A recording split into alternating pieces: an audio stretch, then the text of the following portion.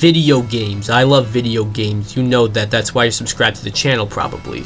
But every video game has a hero, or at least a protagonist. And you need a good one. You need a good hero or a good protagonist in order to have a compelling enough game. But what I think might be just as important is an equally compelling villain. Good foils for our heroes. Maybe even villains that you understand and even go the extra step by making you agree with them. So that's what we're counting down today. Hi guys, DPX here. Welcome to the top 10 greatest villains in video games. Now I don't really have many rules. These just have to be villains or at least antagonists. Also, I am not including villains like the Joker from the Batman Arkham games, because while you can make a case for why he should be on this list, and I think he definitely deserves it, I wouldn't really consider him a video game villain, because, I don't know, just Joker is considered one of the best villains in anything, so kind of be a bit unfair to put him on this list. Other than that, I guess anything goes. Now before we get started, you know what to do. If you like this video, subscribe to hit the bell, and leave a comment, and you'll be a loyal subscriber. I wanted to give to you, the last part of your notes here, the significance spiritually of the number 10 in the Bible. Nintendo has a ton of villains, and many of which are some of the most iconic in gaming history. That being said, it might be shocking to you to hear that there aren't too many on this list. This is because pretty much all of Nintendo's villains are rather two-dimensional, which wouldn't really help them for a list like this. However, I can't not include Bowser on this list. Sure, Bowser might not be anything more than just a giant evil turtle who wants to steal Mario's girl and take over the world, or rather the Mushroom Kingdom, but when you think gaming villains, you think Bowser. Bowser is a villain that is super iconic and definitely gives off the villain vibes very well, because he's a villain. And he does look pretty scary too. He's got the villain look. He's got everything going for him. And he's also a fan favorite from the Mario universe too, so it makes total sense to include him here.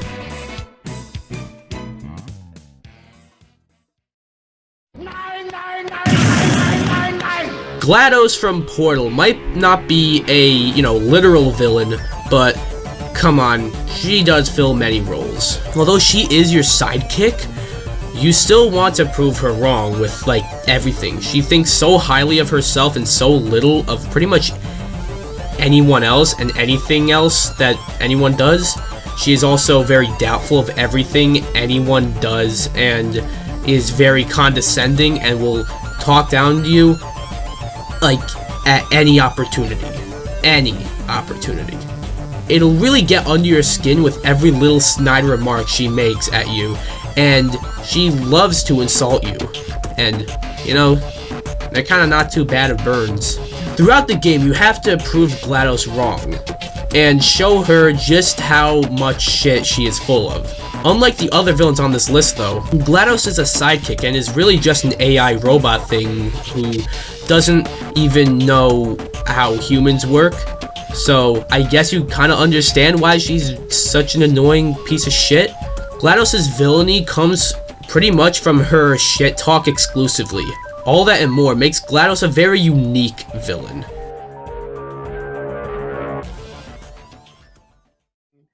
So I'm going to be giving this flavor 8.5 out of 10 scoops.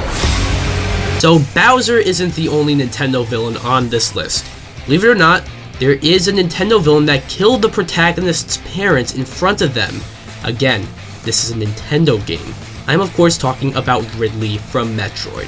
Now Ridley isn't really much more than a giant evil purple pterodactyl from space, so there isn't much to him, but there doesn't need to be. First off, he kills Samus's parents in front of her when she was young.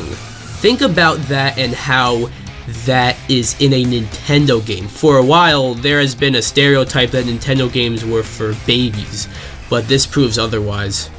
Not to mention, whenever you fight Ridley in any other Metroid game, it's always a super fun boss fight and well worth the wait at the end of the game.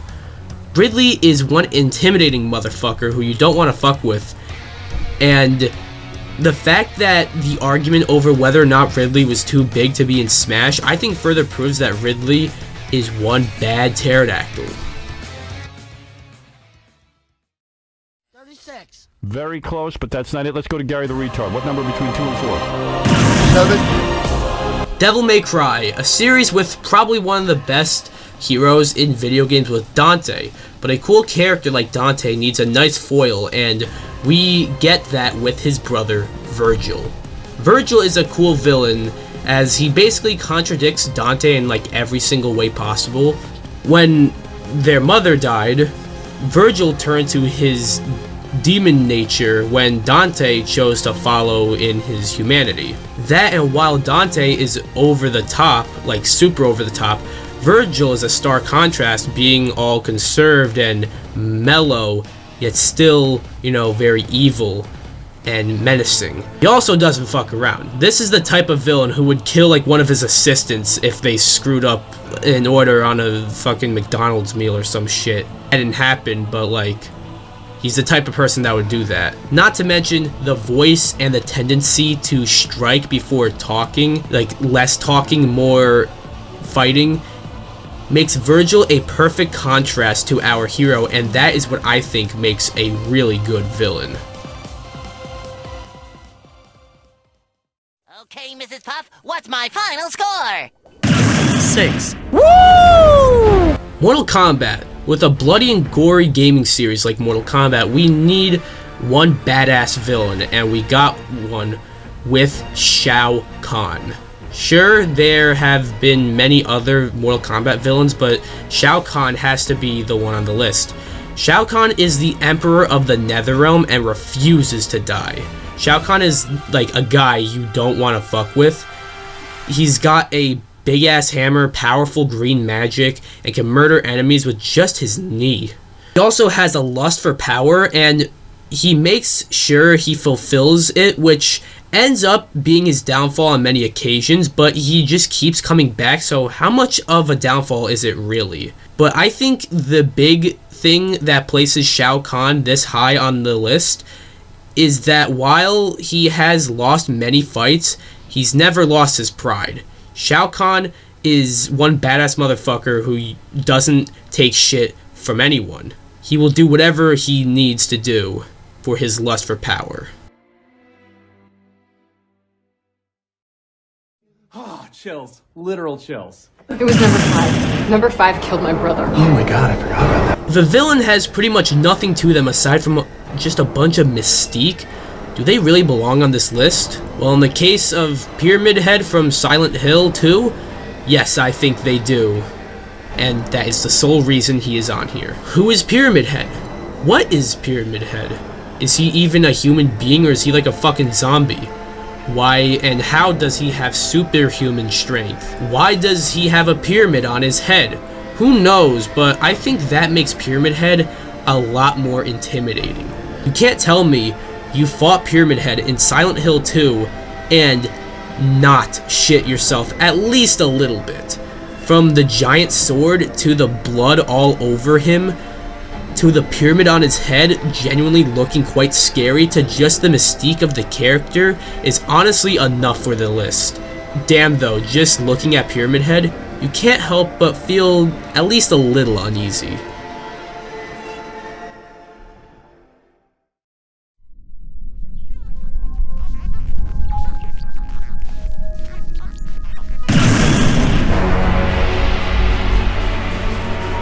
Okay, Metal Gear Solid. One series with a very weird, crazy, wild, all over the goddamn place storyline. It's almost a meme just how crazy the timeline of this series is. So that being said, the selection of villains in the Metal Gear series must be large, and it is. However, when all is said and done, I don't think I can argue that the best Metal Gear villain is Revolver Ocelot.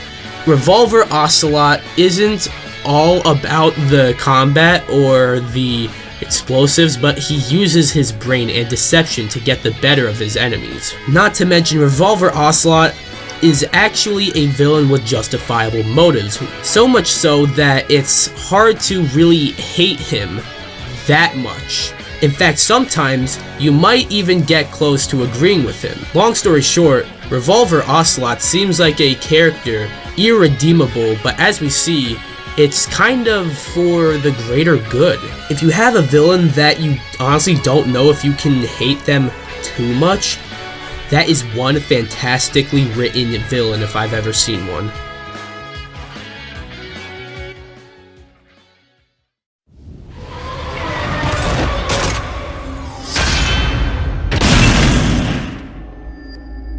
Imagine being the villain of a singular entry in a franchise that has numerous installments with different villains each time. I can imagine that because Far Cry 3 and only Far Cry 3 has Vas Montenegro, and he is one doozy of a villain. Before we get into why he is one doozy of a villain, that must speak volumes if you've only ever appeared in one game as like a one-off or one and done, and be the third best villain in video games. Vas isn't the type of villain who will try to fight you or even try to kill you, at least not immediately. I've been saying this for the whole video that you don't want to fuck with these villains, but Vas is one you want to steer as far away from as possible. He is insane. So insane that his most famous line of dialogue, and probably one of the most famous lines of dialogue in any video game, is him literally explaining the definition of insanity. If that's not enough, he turns the hero, who's, you know, just a happy-go-lucky guy, into somewhat of a villain too, and kind of even gets away with it. You also see his motivations and his backstory, and you understand him. And seriously, his dialogue. I mean, they say monologue is a villain's greatest weakness, but Vas would like to beg to differ.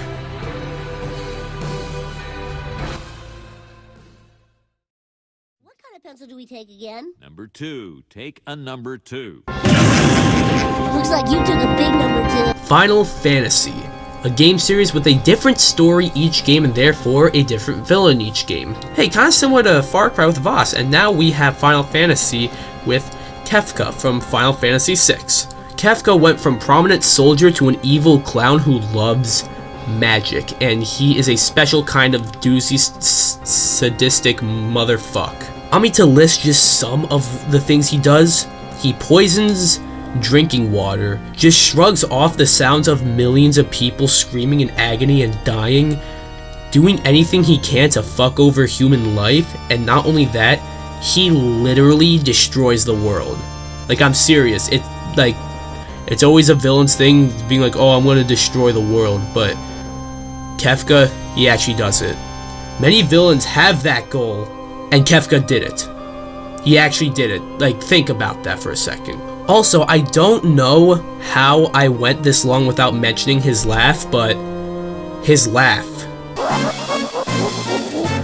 Yeah, I'm sure you've heard that laugh before, and just found out now that that is the laugh of one sadistic motherfuck in Kefka. Kefka is one villain that has his goals and achieves them before he's defeated.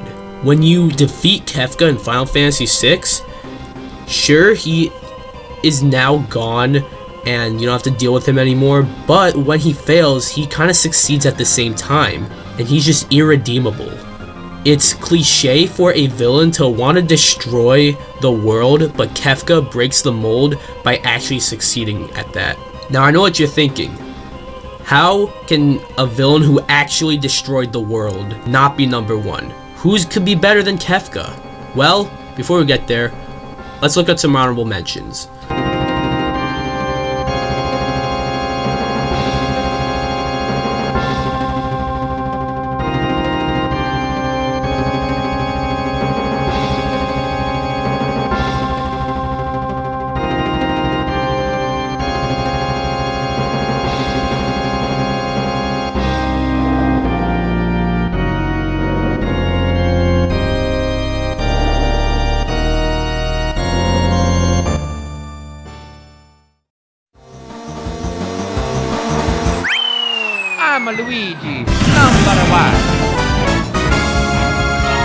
as sadistic as Kefka is, I really don't think he is the best villain of all time. In fact, I don't even think he's the best Final Fantasy villain. But if it's not Kefka, it can only be one guy, and that is none other than Sephiroth from Final Fantasy VII. Now, Sephiroth might not be as sadistic as Kefka, as insane as Voss, or as scary as the Pyramid Head, or just other villains on this list, but for one, he's iconic. There is a reason why Sephiroth was the first ever third-party villain in Smash, and why they made a big deal out of that too. Then there is just his overall presence in Final Fantasy VII and its line of games. Whenever we see him, it's always menacing and he seems threatening, even when he's just looking at you. And especially that one iconic shot from him with the flames in the back, which, by the way, that shot is from Sephiroth burning down an entire town of Nibelheim completely. Like, completely burns it down. Not to mention his theme, One-Winged Angel, has to be one of the most recognizable themes in gaming, and Sephiroth is responsible for one of the most iconic and shocking moments in video games as a whole, being the scene where he kills Aerith. Sephiroth might not be the most sadistic on this list, but just how iconic and badass he is, and how he is someone who, get this, you don't want to fuck with, but if you ever get in his way, he will fuck you up. That places him at number 1 as the best villain in video games. Now, this list was very hard. There were a lot of villains to rank here. So narrowing it down to just 10 was a hard task. So maybe you give me your 10. Or you don't have to rank them, because this was hard for me. I'm sure it'll be hard for you. So maybe you give me just a random number of villains. Anyone I missed. I can even maybe do a part 2 here. Anyways, be sure to like this video, comment, subscribe. I'll see you guys in the next video. Bye-bye.